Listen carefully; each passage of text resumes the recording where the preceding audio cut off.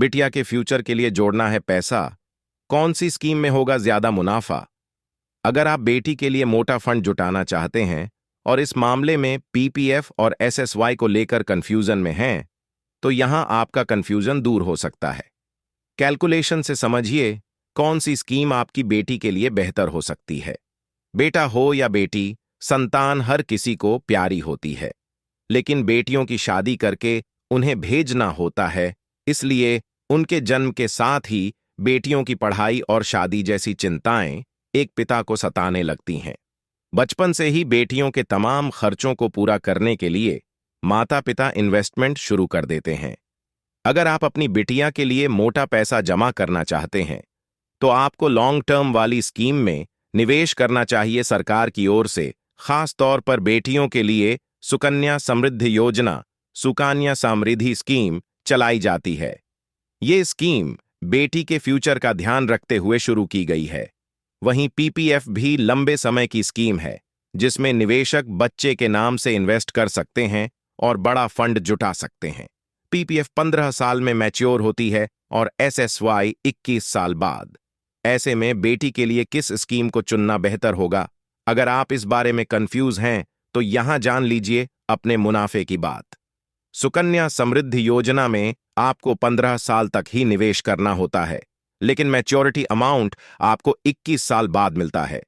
मौजूदा समय में इस स्कीम में 8.2% ब्याज दिया जा रहा है। कोई भी पिता इस स्कीम में न्यूनतम 250 रुपए सालाना और अधिकतम 1,50,000 रुपए सालाना जमा कर सकते हैं। अगर आप हर महीने 5,000 रुपए इस स्कीम में निवेश करते हैं, तो 15 साल में कुल 9 लाख रुपए जमा करेंगे। मौजूदा ब्याज दर के हिसाब से कैलकुलेट करने पर 18,71,031 रुपए ब्याज मिलेगा और मैच्योरिटी अमाउंट 37,71,031 रुपए मिलेगा। पीपीएफ पब्लिक प्रोविडेंट फंड में कोई भी न्यूनतम 500 रुपए सालाना और अधिकतम 1,50,000 रुपए सालाना जमा कर सकता है। इसमें 7.8% के हिसाब से ब्याज दिया जा रहा है।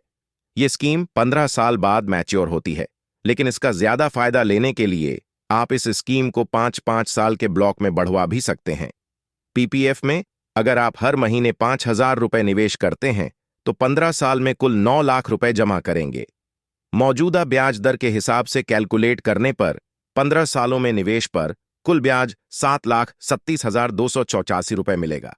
वहीं मैच्योरिटी अमाउंट 16,27,284 रुपए होगा।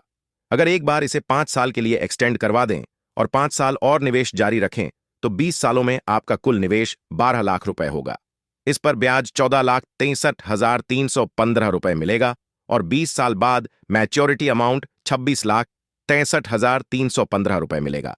कौन सी स्कीम चुनना बेहतर? इस तरह अगर आप देखें, तो सुकन्या समृद्धि स्कीम में आपका निवेश कम और रिटर्न ज्यादा है, जबकि पीपीएफ स्कीम में रिटर्न कम है।